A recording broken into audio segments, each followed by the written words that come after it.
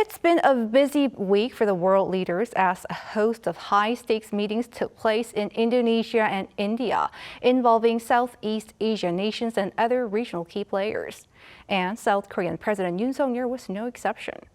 For a wrap-up of his packed diplomatic schedule and what it means for Korea's diplomacy, I'm joined by Professor An Junseong from Yonsei University Graduate School of International Studies. Professor An, thank you for your time. Thank you. Addressing the group of 20 economies, President Yoon vowed to expand Korea's contributions to the Green Climate Fund. The country also plans to expand contributions to help Ukraine. Where does that leave Korea on the global stage? Yes, according to the South Korean President's office, Yoon administration had come up with brand new, idea called climate change leadership, which means that basically in that respect, President Yoon specifically mentioned that South Korean government will play a role of the green ladder.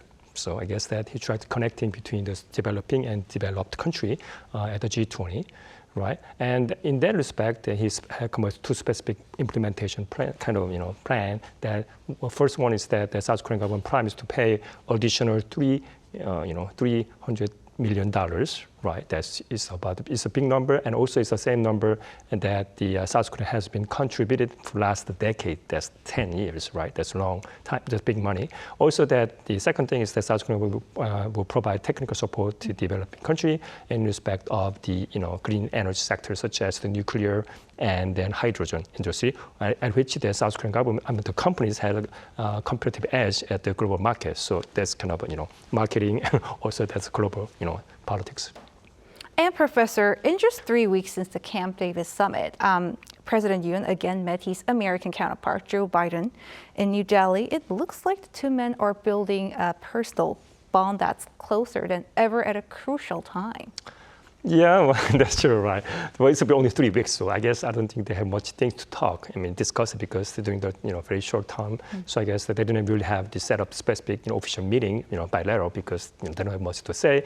And but however, they had time to chat, between the meetings. So and however, there's look at big things, big pictures. I have a personal concern is that the things that now is international politics more like community become like bipolarized. Is my side or the other enemy side, right? Basically, so it's a U.S. ally or the Russian ally side. That's really concerning. That in that respect, that the administration has taken very specific, expressly side with the U.S. government, right?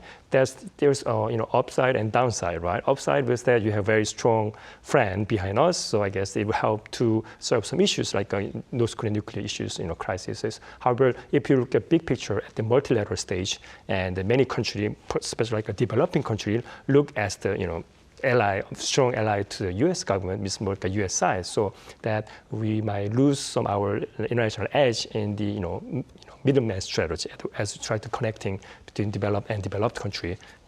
That's really the downside for the current strategy. And President Yoon also plans to hold. He either held and plans to hold an array of bilateral talks with middle and emerging powers, including India and MICTA. In what way do these middle and emerging powers carry significance for South Korea?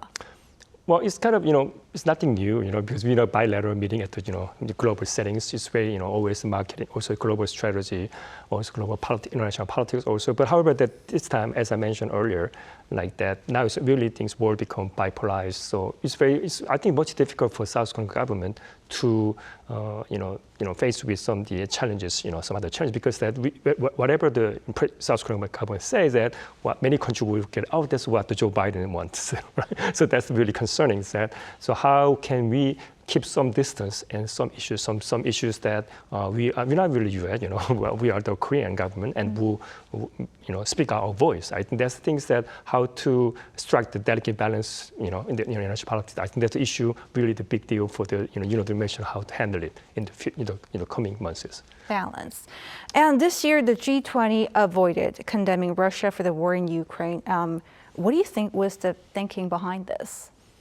Well, if you're looking at the international law perspective, that's interesting because we talk about international organization, they come up with the consensus rule. But consensus rule, technically, there's two different types of consensus rule. First was traditional positive consensus rule, which means that traditionally what WTO, UN use it, any member object that agenda, they kill the deal. So let's say there's 100 members, there's only one country, for example, like North Korea, say no to that specific agenda, would say we will kill the deal. But that's the positive consensus. That's what the most organizations use, international organizations, just like in G20 as well.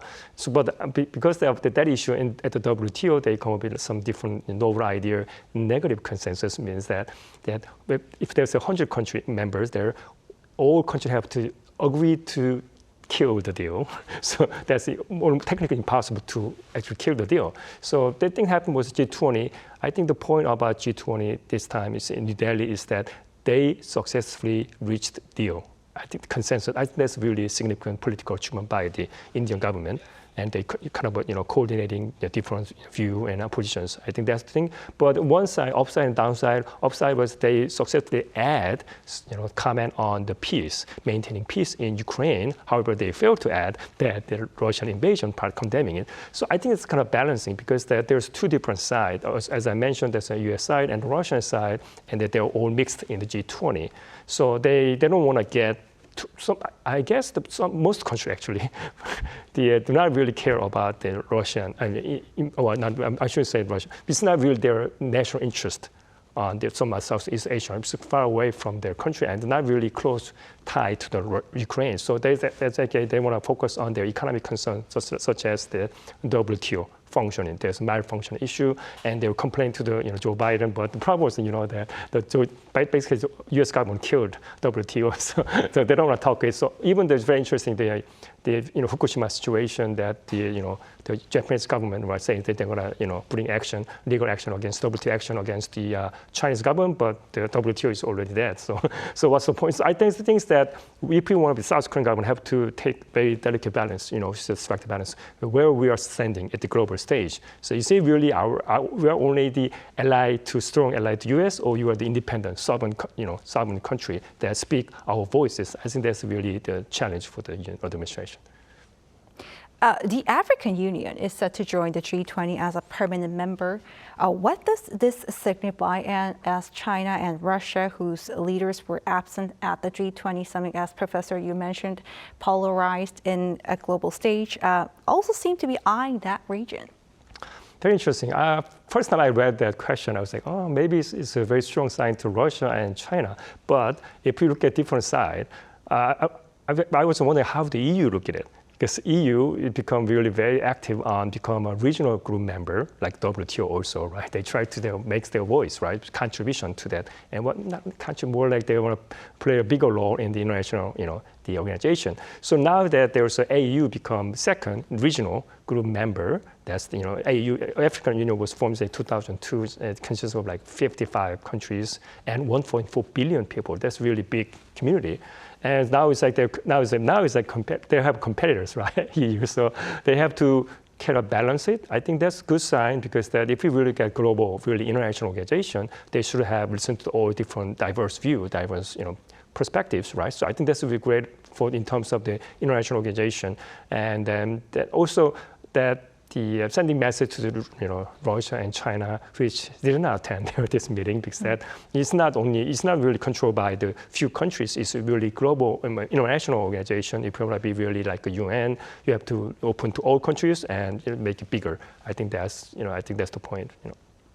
And Professor, let's now turn our focus to the ASEAN-related summits this week. North Korean leader Kim Jong-un very likely to travel to Russia sooner than later to meet President Putin for an arms deal. President Yoon, this week at the ASEAN meeting, he warned that any attempt to military cooperation with the regime should be stopped. What do you read into his message? Actually, I was just wondering what's really going on in North Korea, because when I read the news about what happening there, I'm just personally curious whether actually Kim Jong-un go to Russia because he never takes flight, so we'll take the train. So there's a long train all the way from Pyongyang to Moscow. Vladivostok. Oh, okay. Perhaps, much closer, right? Yes. Okay, but still, it's like I think maybe 20 hours perhaps. And plus, and I see that my personal perspective, view about what happened in North Korea wasn't stable. I don't think they're very stable right at this moment. So I don't know about his security issue also. And plus, does it have to go there to get a deal?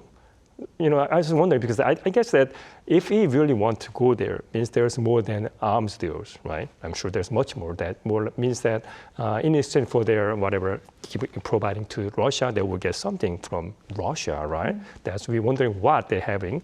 So and plus, but can we condemn whatever those could do? Well, we don't have. I mean, after they go there, well, we can say that, but you don't have only speculations, right? We say, according to the intelligence, he might go. So it's not a fact, yes. So we'll see what happens, and we'll see. But it's not a surprise, well, I'm not surprised because last time when they have the some invitation to Chinese, the Pyongyang, there's their national day something, right? And there was I remember that they really made a good time with the Russian, that general, right? So I guess they always send a strong message to Russian government, say, we are communist countries, would like to help whatever it needs, right? So I guess this kind of time, we'll wait and see what they actually agree on it, and we have to talk about it after that. Before I let you go, Professor, attending the East Asia Summit, President Yoon called for North Korea's nuclear and missile development as existential threat to all. And he laid heavier responsibility on UN Security Council for permanent members for sanctions on North Korea, seemingly because of this inaction by Russia and China. What do you say about the criticism that UN Security Council for being lackluster? It's basically in terms of like a negotiation, let's say international negotiation. If the South Korean government really want that either Russia and China attend the meeting, I have some idea. You can have a new plan. Basically, well, I don't think the Japanese government like it, but you can put it. You can have. Remember the last time the UN Security Council meeting, they have very controversial on the North, Japanese government, dumping the contaminated water into their ocean, right? So, but what happened was that they were talking about issue. You can have a two agenda. Well, like to talk about the issue. If they have an issue, they like to talk about. I'm sure they'll attend it. So you can embed it. You can have a new agenda. Say we talk about Fukushima and North Korea. Please attend, right? I'm sure they'll come. But I don't know whether they stand, how long they waited. But still, I think that if you want to give them some incentive to join it, we have to provide something they like to talk about. And if you want to be talking to all the way, you have to listen to me. Then I can listen. So if you want to talk together. Let them give some opportunity or something they want to talk about. I think that's kind of a strategy. Yeah, that's my personal view. All right, Professor An, thank you for your insight. Thank you.